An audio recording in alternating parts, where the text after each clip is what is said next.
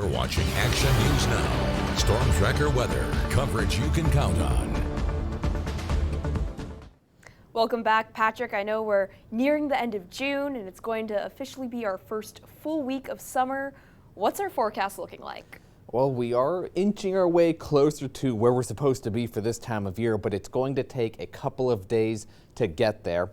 And tomorrow, which means tomorrow, is going to be another hot one. Looking outside right now, here's what we have. The sun is shining, a few high clouds are rolling on through, but that is about it. You'll want to hide, this is looking from the Deer Creek Highway, so you want to hide under some of the tree canopy out in the Chico area this evening because it is still a hot one out there. Now, with that being said, it is going to be another warm night tonight, so some uncomfortable sleeping weather is ahead, but then we'll have the heat again tomorrow, although slightly cooler, maybe by a couple of degrees at most, but then we'll be back to average by the end of this week and heading into next weekend. So that's something to look forward to. So rather than being very hot, we'll just be flat out hot later on this week.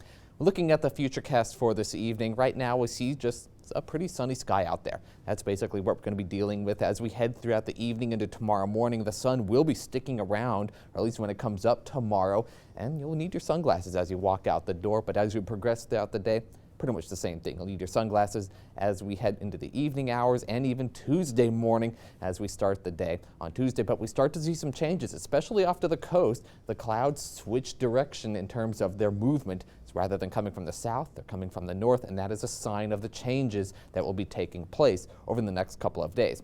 The other thing we will be watching will be some of the winds. Here's what we have. So far this evening, we'll expect gusts up to about 15 to 20 miles per hour in portions of the valley, and that'll be coming out of the south. That'll die down this evening, but then heading into tomorrow morning, or morning into tomorrow afternoon, it'll pick up when the sun comes back up. For the most part out of the south, but we start to see some changes in the wind direction overall, coming out of the west towards the north end of the valley, gusts up to about 20 miles per hour, give or take, by tomorrow afternoon and evening. But then it dies down again, so it's a rinse and repeat pattern.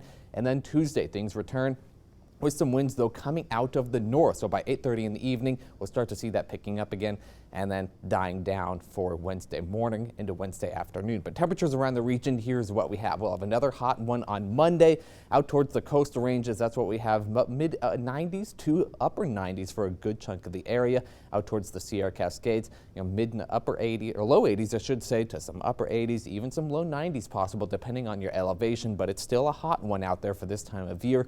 And then mid 90s out towards the lower elevations on the ridge. This evening, it'll still be a warm one. Temperatures in the mid 60s out towards the North Valley, low 100s again for tomorrow, so still sizzling in the sun. But then as we head into the Mid Valley, still warmer out towards Butte County. Mid 60s though out towards the I-5 corridor, though low 100s again for tomorrow, so still pretty hot. There is a heat advisory though out towards Modoc County. That'll last through 11 p.m. tomorrow, mainly for temperatures in the upper 80s to upper 90s, but this ridge of high pressure is starting to build down, or break down, I should say, so that'll start to change. So we'll have some relief in the overnight temperatures, and that is what you could see on the 7-day forecast. Monday, still hot, but then for Chico, you return to the 90s, or upper 90s, I should say, by Tuesday and Wednesday, and the rest of the valley will join in on Wednesday, though mid 90s for the rest of the week, and those temperatures in the overnight hours looking into the low 60s, so a very comfortable, much more comfortable than what we're seeing for the next couple of days, and even maybe looking at the upper 50s for Redding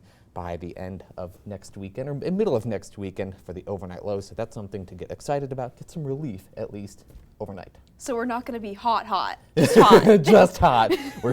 We start July at the end of the week, so it's just going to be hot rather than very hot. We'll take it, Yeah. or I'll take it. We'll be right back.